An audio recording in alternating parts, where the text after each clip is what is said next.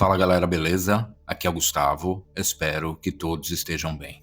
Vamos dar uma conferida, vamos fazer um breve review desse livro do pastor Zé Bruno, que é o Diálogos com Jesus. O mestre e os religiosos em conversas que nos ensinam a viver. É um livro da Thomas Nelson Brasil. Aqui a gente tem a lombada do livro. Vamos dar uma olhada também na quarta capa. Jesus respondeu: Você é mestre em Israel e não compreende? Vivemos em uma era sem precedentes no que diz respeito ao acesso à informação. Um avanço significativo, mas que traz também alguns problemas, já que muitas vezes nos vemos em meio a uma guerra de narrativas, marcada por informações manipuladas e repleta de incertezas. Em meio a tamanha cacofonia, o que, principalmente, quem devemos ouvir? Em Diálogos com Jesus, Zé Bruno nos convida a voltar a atenção às palavras do Mestre, especialmente as proferidas nas conversas com seus interlocutores mais hostis, os mestres da lei. Por meio de uma narrativa envolvente, presenciamos os embates teológicos mais esclarecedores da história. São conversas que nos confrontam, confortam e libertam. Essas conversas também são relevantes para nossos dias, uma vez que ainda hoje o verdadeiro evangelho é distorcido para se adequar à religiosidade motivada por medo, culpa e até mesmo pela barganha. Diante desse cenário, este livro serve como lembrete e incentivo a fim de que as palavras de Jesus, desejo misericórdia, não sacrifícios, possam ecoar no mundo por meio de seus verdadeiros discípulos. Então aqui a gente tem o logo da Thomas Nelson, as redes sociais e o ISBN bem pequenininho aqui, ó. E aí vamos adentrar ao livro. Bem, a princípio um livro com orelhas, tá? Aqui tá o José Antônio Bruno, Zé Bruno. Ele é casado com Blanche desde 91 e pai de 3 filhos, Luca, Vitória e Guilherme. É mestre em teologia pelo Seminário Teológico Servo de Cristo, onde atualmente também cursa o doutorado em ministérios. Iniciou seu ministério pastoral em 94 e desde 2010 é pastor da igreja A Casa da Rocha. É também professor de Introdução às Escrituras e de Teologia Bíblica, além de vocalista, guitarrista e compositor da banda Resgate, que é a banda de rock, cristão, formada em 1989. Aqui, na segunda orelha, tem 2 comentários, um do Bernardo Shaw e outro do Ziel Machado. A partir de conversas que Jesus teve com alguns de seus contemporâneos, o autor nos provoca a refletir sobre o quanto de fato temos caminhado na liberdade que é fruto da verdade.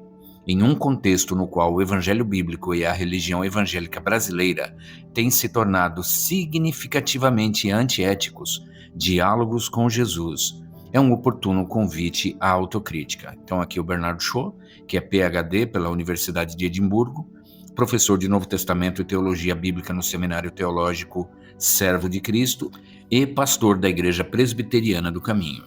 Aqui o outro comentário. Neste livro, Zé Bruno nos convida a prestar atenção nas conversas de Jesus. De maneira sutil, passaremos de ouvintes a participantes. Algumas vezes seremos confortados, outras vezes confrontados, mas nunca ficaremos indiferentes. Ziel Machado, vice-reitor do Seminário Teológico Servo de Cristo e pastor na Igreja Metodista Livre em São Paulo. Aqui, este livro foi impresso pela Cruzado em 2023 para Thomas Nelson Brasil. O papel do miolo é o pólen natural, grosso, tá, de 80 gramas, e o da capa é o papel cartão normal, 250 gramas. Então, o papel da capa, bem grosso, bom, tá? E o papel do livro é um pólen bem grosso, tá? Ele é grosso, muito bom. Parece até aquele tipo papel reciclado, só que não é reciclado, ele é bem bege mesmo, tá vendo lá? E aí, adentrando ao livro, a gente tem a folha de rosto, Diálogos com Jesus, Zé Bruno, Os Mestres e os Religiosos em Conversas que nos ensinam a viver, Thomas Nelson. Aqui nós temos, mais uma vez, comentário do Bernardo Shaw e do Ziel Machado. Aqui a ficha catalográfica do livro, vou até levantar um pouquinho para ficar mais fácil de ler. E é isso, Doutores da Lei. Aqui é um trecho de uma música da banda que o Zé Bruno é vocalista, né? Do álbum On The Rock de 95, Doutores da Lei. Aqui agradecimentos à família dele e para mais algumas pessoas que colaboraram, né? Na trajetória dele e na confecção deste livro. Aqui nós temos o sumário. Aí, ó, ele é separado por partes, tá vendo? Ó? Então, no primeiro capítulo, a religião e o evangelho. Amor é coisa do reino, não da religião. Os diálogos do templo, o templo e o sábado. A religião não enxerga o reino. Os puros e os contaminados. Jesus é contra a fé dos líderes do Deus da lei. Aí o evangelho acaba com a nossa religião. Uma longa conversa. Os diálogos do julgamento. Então, para cada capítulo que a gente adentra, aqui tem um prefácio, bem grande até, a apresentação. Tem 2 QR Codes aqui também, que levam direto para o canal do YouTube dele, com relação a pensamentos do isolamento, e aqui, diálogos com Jesus. Introdução, porque os diálogos com os religiosos. E aqui, ó, capítulo 1. A religião e o evangelho. Aí tem aqui. Sei que logo começam as conversas. A religião e a Bíblia.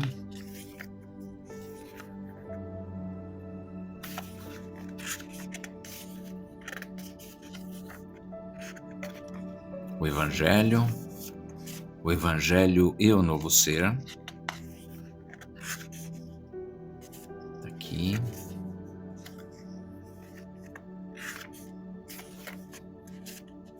A religião judaica nos dias de Jesus, um breve relato cronológico, a monarquia, divisão de Israel, o fim de Israel, o cativeiro de Judá, período persa, início do período helenístico, o período seleucida, período asmoneu, período romano,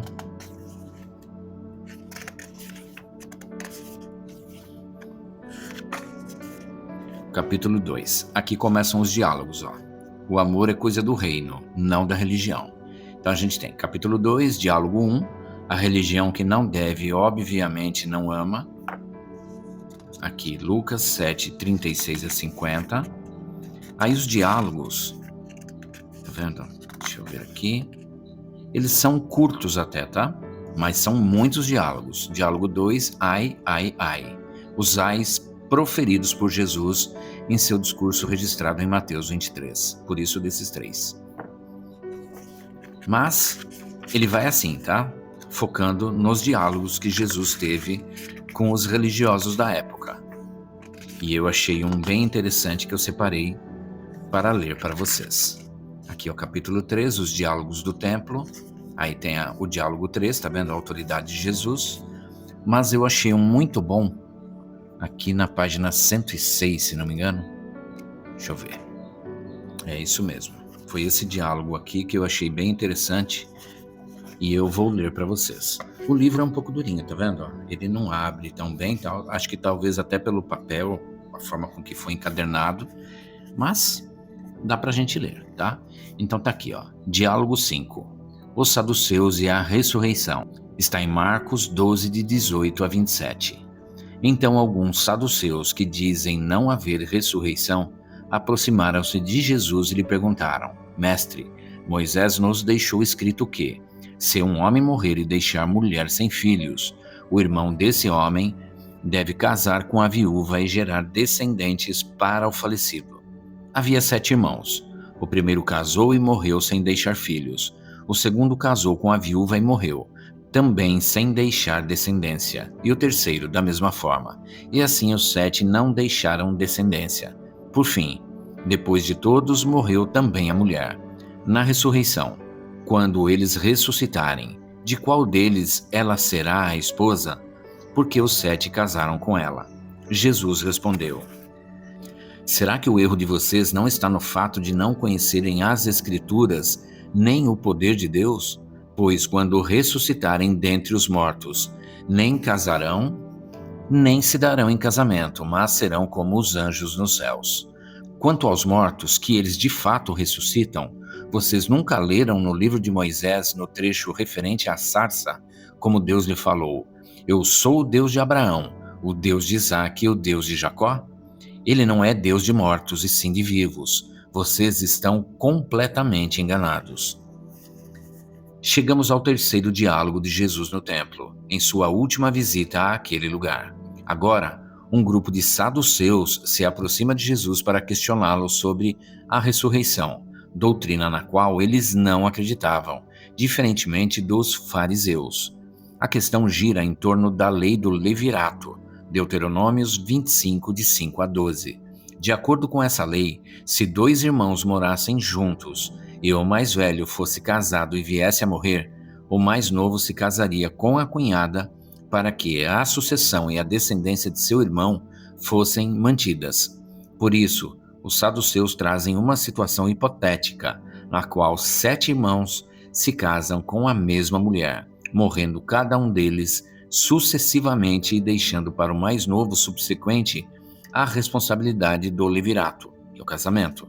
Isso tudo para evidenciar um suposto absurdo na crença da ressurreição, onde haveria disputa entre os irmãos pela esposa. Nesse caso, Jesus responde com classe, superioridade e até mesmo uma gota de desdém. Os sumos sacerdotes faziam parte do grupo dos saduceus, ou seja, os mediadores entre Deus e os homens estavam diante do mediador entre Deus e os homens. Os religiosos pensam que podem cumprir o papel de Deus, mas Jesus lhes diz que eles nem sequer conhecem as Escrituras, nem o poder de Deus, muito menos o poder divino. Os sacerdotes oficiavam os sacrifícios e mediavam o perdão de Deus. Eram agentes da liberação da graça de Deus sobre o povo, ou seja, o perdão que permitia a Israel uma vida abençoada passava por um ritual realizado pelos sacerdotes. Somente o sumo sacerdote, e somente ele, tinha autorização para adentrar o lugar santíssimo onde ficava a Arca da Aliança e sobre o propiciatório e entre os querubins de ouro oferecer o sacrifício pela nação toda. Isso acontecia uma vez por ano e era um momento aguardado por toda a nação, a qual esperava que o sacerdote entrasse ali e saísse com a bênção de Deus para todos.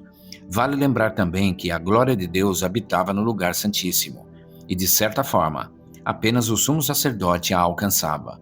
Quão grande poderia ser o ego de uma pessoa que é a única dentre todos no país a estar na presença de Deus? Jesus colocava um fim nessa exclusividade e também era o ponto final da religião do templo, dos sacrifícios, da arca, dos sacerdotes, da lei cerimonial. Enfim, era o fim de toda essa simbologia, pois tudo se cumpria nele. O verdadeiro sumo sacerdote, o verdadeiro templo, o sacrifício perfeito e definitivo haviam chegado: Jesus.